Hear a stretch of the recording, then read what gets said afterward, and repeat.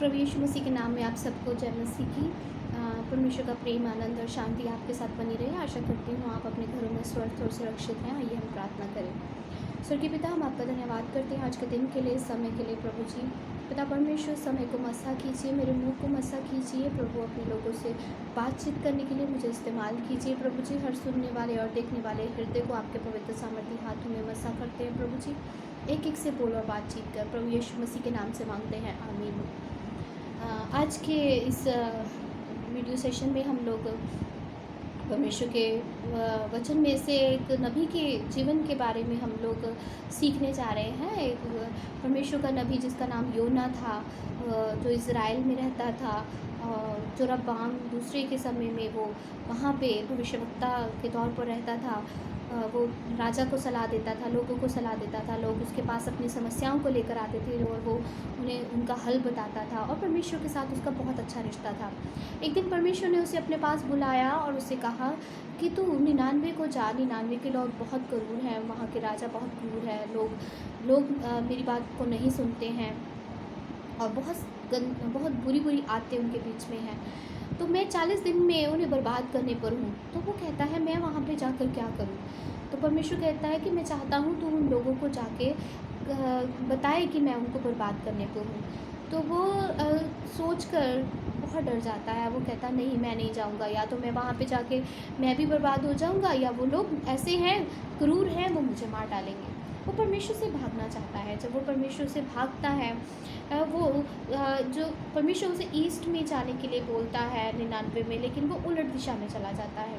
तरसीस को जाने के लिए जब वो जहाज़ में जाता है, तो देखते हैं बाइबल को, आप योना नबी की पुस्तक को पढ़िएगा। वो छोटे भविष्यवक्ताओं में से 5वीं पुस्तक है।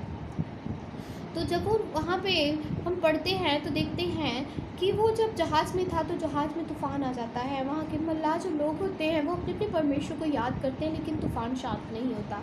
वो उसको उठाते हैं और उसे कहते हैं कि तू कुछ कर, तू भी अपने परमेश्वर को याद कर। तो उन्हें बताता है कि मैं इज़राइल के परमेश्वर की उपासना करता हूँ, जिसने सृष्टि की रचना की। ये आंधी तूफ़ान उसके हाथ में है। आप मुझे समुद्र में फेंक दो तो ये सब शांत हो जाएगा, क्योंकि मैंने उससे भागने की कोशिश की, इसलिए ऐसा हुआ है।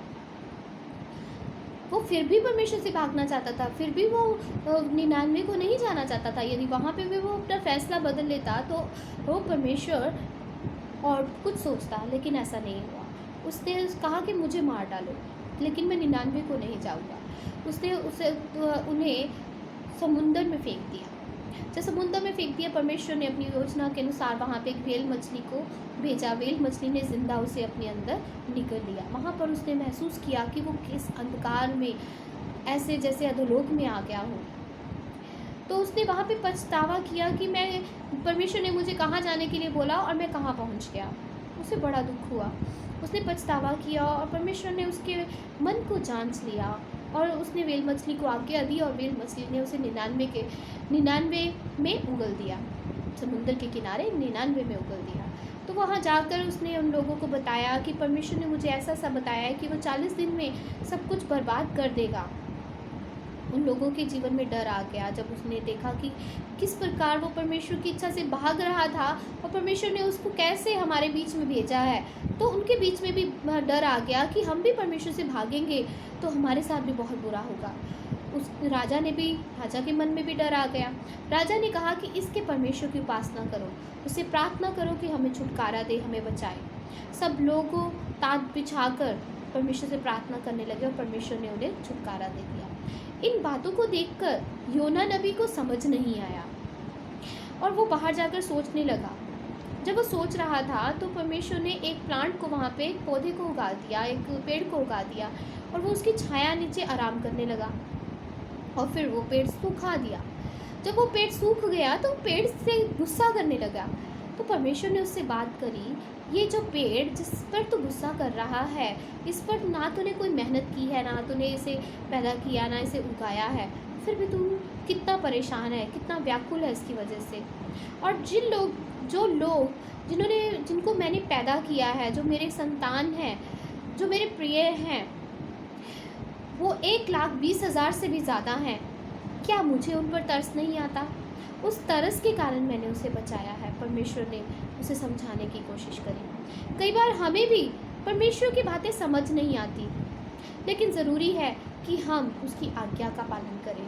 जो हमें कहता है हमें करें। कई बार हमारे माँ बाप हमें मम्मी पापा हमें कुछ करने के लिए बोलते हैं, हमारे बड़े बहन भाई हमें कुछ करने के लिए बोलते हैं, हमारे टीचर्स हमें कुछ करने के लिए बोलते हैं, खुदा के पासबान लोग हमें कुछ करने के लिए बोलते हैं, वचन हमें कुछ करने के लिए बोलते हैं, लेकिन हम आगे से रीजनिंग मांगते हैं, उसका कारण मांगते हैं, लेकिन कई बार कारण हम जान नहीं पाते, और जो हमें आज्ञा देते हैं वो भी हमें हमारे प्रश्नों का उत्तर कई बार नहीं दे पाते। लेकिन परमेश्वर के पास तो सारे प्रश्नों का उत्तर है। वो हमारे पास्ट, प्रेजेंट और फ्यूचर को जानता है। इसलिए परमेश्वर से हम क्या रीजनिंग करें, कैसे हम परमेश्वर को क्यों करके कह सकते हैं, हम क्यों करें? बस एक ऐसा ही है कि हम उसकी आज्ञा का पालन करें, और जब हम उसकी आज्ञा का पालन करेंगे परमेश्वर हमें उसका फल देगा। जो उसकी आज्ञा का पालन करता है परमेश्वर उसे आशीष देता है। परमेश्वर ने हमें ऊपर नीचे आगे पीछे से घेर रखा। हम परमेश्वर से भागकर कहीं नहीं जा सकते। जिस प्रकार योना भागना चाहता था, हम नहीं भाग सकते परमेश्वर की योजना से। परमेश्वर का भय हमें हर समय रहना चाहिए। योना सोचता था कि मैं परमेश्वर से भय से भाग जाऊंगा, लेकिन भाग ना पाया। हमारे जीवन भी परमेश्वर हर समय हमें देखता है। हमें हर समय परमेश्वर के भय में बने रहना है। जो परमेश्वर हमें करने के लिए बोलते हैं उसे करना है। कई बार हम परमेश्वर की बुलाहट को अपने जीवन में समझते हैं, जानते हैं कि हम परमेश्वर हमसे क्या चाहता है, लेकिन हम फिर भी उससे भागने की कोशिश करते हैं। हम अपनी तरफ से बहुत कोशिश करते हैं कि हम परमेश्वर की योजना से भाग जाए, लेकिन परमेश्वर बार बार हमें अपने लिए मोड़ के लाता है। कभी वो जैसे जोना के जीवन में तूफान ले आया, जैसे वेल मछली को भेज दिया, कितनी बातें उसके जीवन में हुई। इसी प्रकार हमारे जीवन में भी हम महसूस नहीं करते, लेकिन बहुत बार हमें मौका देता है कि हम अपनी अपनी अपनी अपनी इच्छा को छोड़ परमेश्वर की इच्छा को पूरा करें। आज आपके जीवन में भी परमेश्वर यही बात करना चाहता है।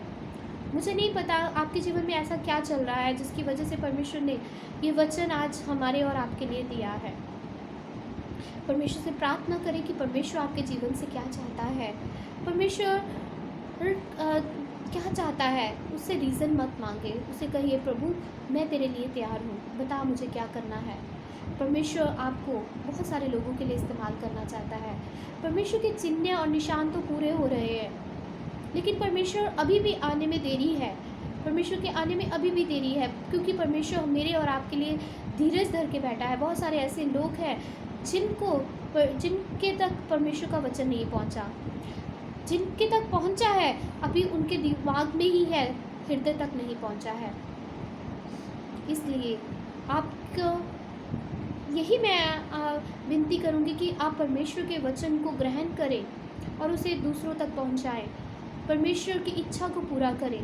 परमेश्वर की इच्छा यह है, परमेश्वर का पाक वचन कहता है, तुम्हारा पिता जो स्वर्ग में है उसकी इच्छा नहीं कि कोई भी छोटे से छोटा नाश हो। परमेश्वर किसी को नाश होते हुए नहीं देखना चाहता। परमेश्वर उनको नाशवान जिंदगी से बचाने के लिए मेरे और आपके जीवन को इस्तेमाल करना चाहता है। आप अपने जीवन को दूसरों के लिए आशीष का कारण देने के लिए दीजिए, परमेश्वर आपको इस्तेमाल करेगा। आशा करती हूँ आपने इस वचन से बहुत सारी बातों को सीखा होगा।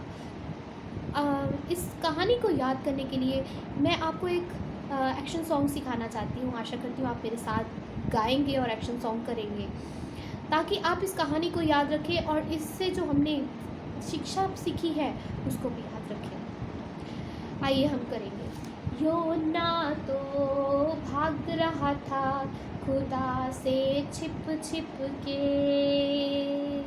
योना तो भाग रहा था खुदा से छिप छिप के, जहाज में वो पकड़ा गया आंधी की वजह से, जहाज में वो पकड़ा गया आंधी की वजह से,